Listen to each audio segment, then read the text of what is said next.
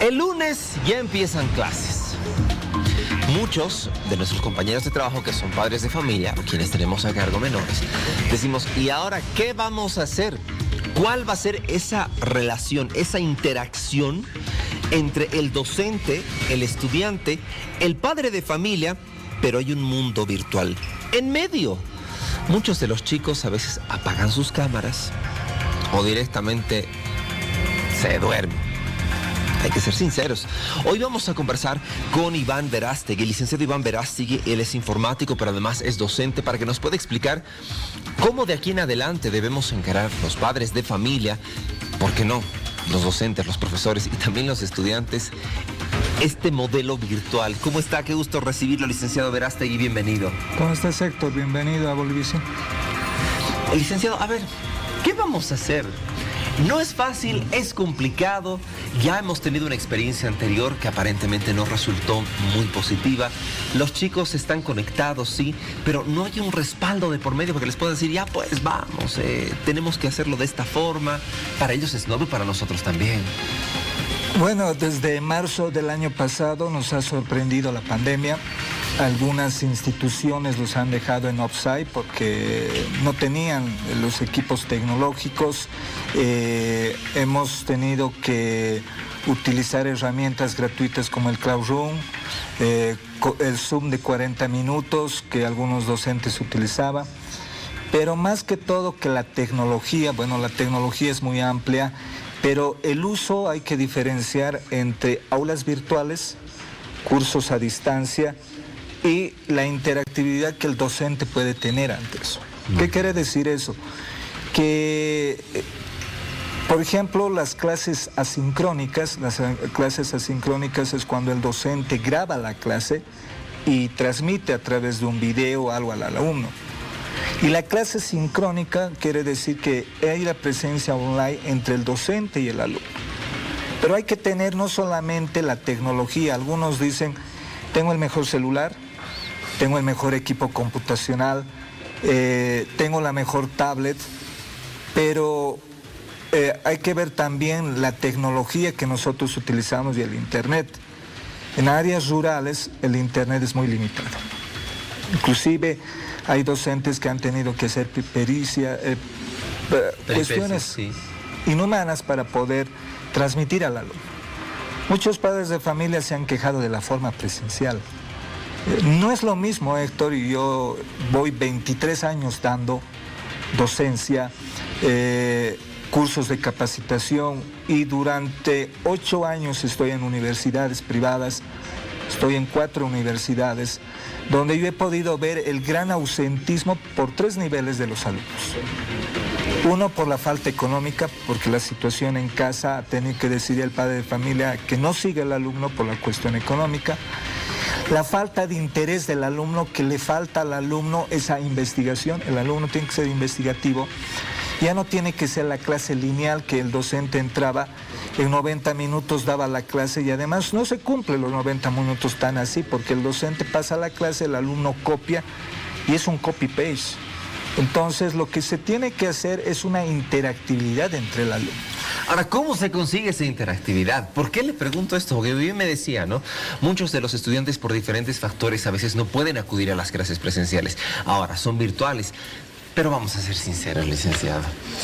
Muchos de los chicos apagan sus cámaras, apagan sus micrófonos y el docente no tiene idea de lo que está haciendo el estudiante. Puede que el estudiante se haya quedado dormido y el docente está intentando explicar, se está matando para que por favor pueda comprender el tema, y a veces no sucede eso. Lo que pasa es que nosotros tenemos que utilizar lo que se llaman aulas invertidas en learning machines. ¿Qué quiere decir eso? Que 2 o 3 días antes ya tenerlo, el material en la plataforma, y que el alumno investigue, lea y ya llegue preparado a la clase. Y en el momento que nosotros le preguntamos al alumno, haya una interactividad. Es complicado. Por ejemplo, a mí me sucedía que uno de los requisitos es que prendan cámaras.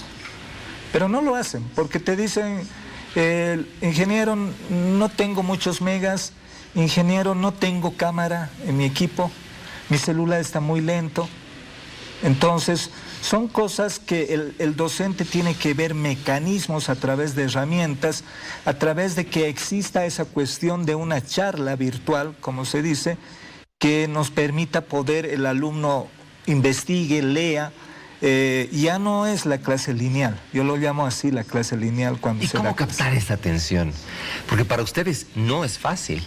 Obviamente hay ejemplarizaciones, yo sé que en el Zoom o en alguna otra aplicación se pueden colocar estas pizarras virtuales y demás, pero al final el estudiante como que está entre que sí entiende y para cortarle de pronto al docente y decir, no comprendo esta parte, se hace un poco difícil.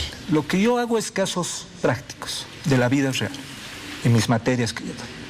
Por ejemplo, doy una materia que se llama auditoría de sistemas, que donde hay que fiscalizar la información y al alumno yo lo pongo ahí, que sea parte, ¿no?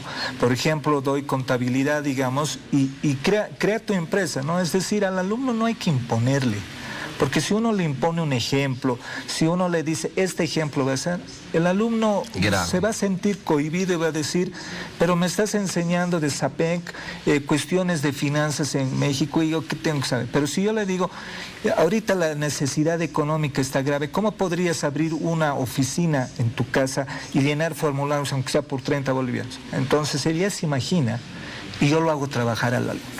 Ahora, usted me estuvo hablando sobre los celulares, me estuvo hablando sobre las tablets, me estuvo hablando sobre las computadoras.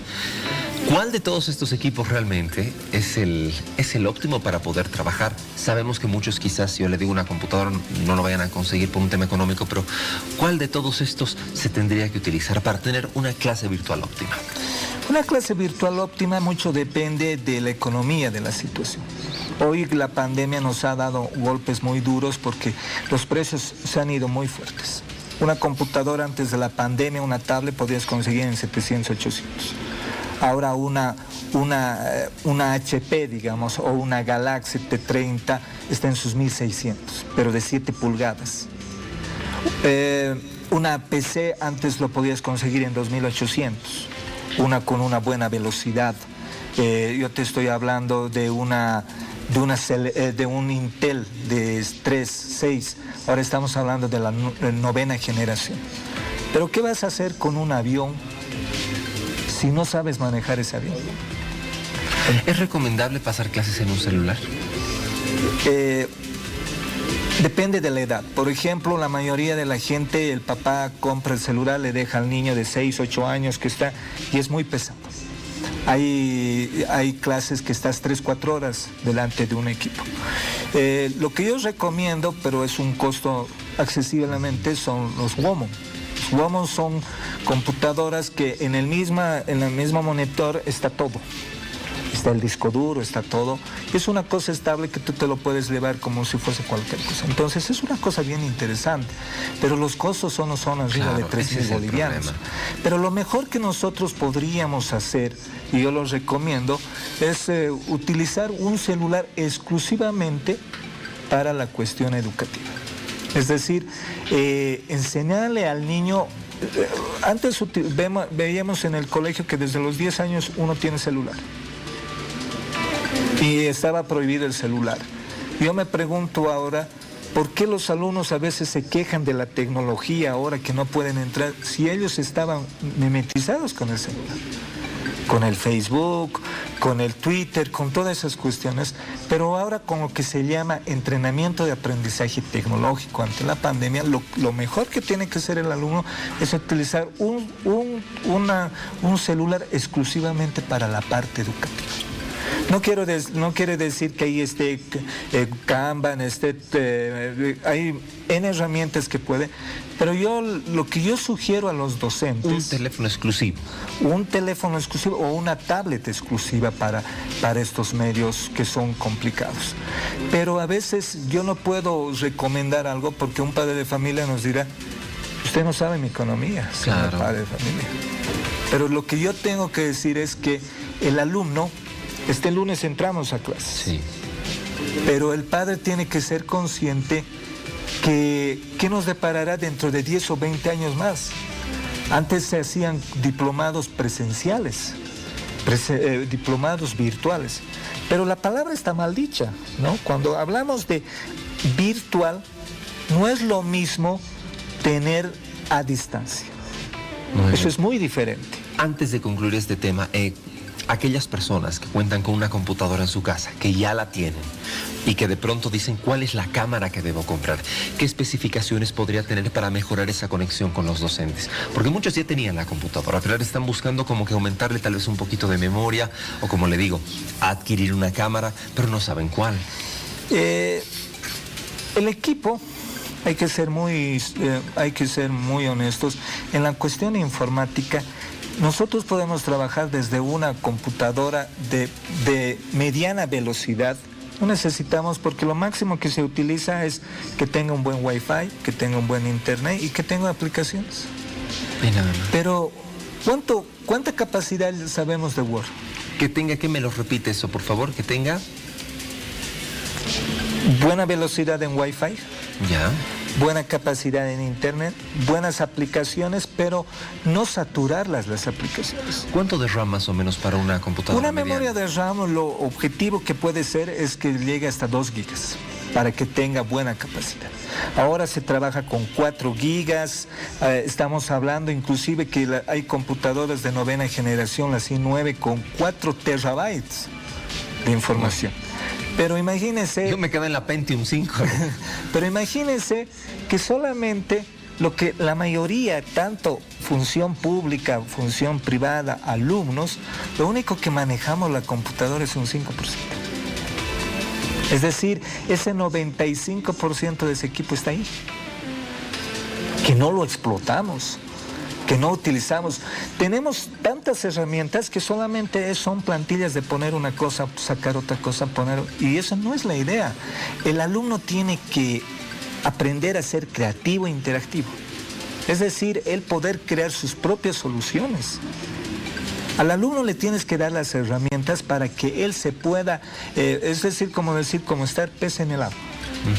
Es decir, si al alumno le impones, le dices, por ejemplo, hay docentes que dicen para mañana el trabajo y no entregan, uno de los errores es querer aplazar. La meta del docente no es aplazar. Cuando tú ves, Héctor, en una lista de 30 alumnos y vos ves que hay 20 alumnos que están aplazados, no le culpes al alumno que está mal. Culparle al docente, porque el docente es el culpable que aplaza. Eso es muy bueno decirlo. ¿Por qué? Yo te cuento la anécdota, ya estoy 8 años en universidad y 23 años en esto, que es la mitad de mi vida trabajando en esto. Y yo veo que los alumnos se aplazan, pero se aplazan porque ellos no quieren estudiar. Porque en las universidades nosotros tenemos las herramientas. Pero después que te vayas de la universidad, tú tienes que seguir estudiando.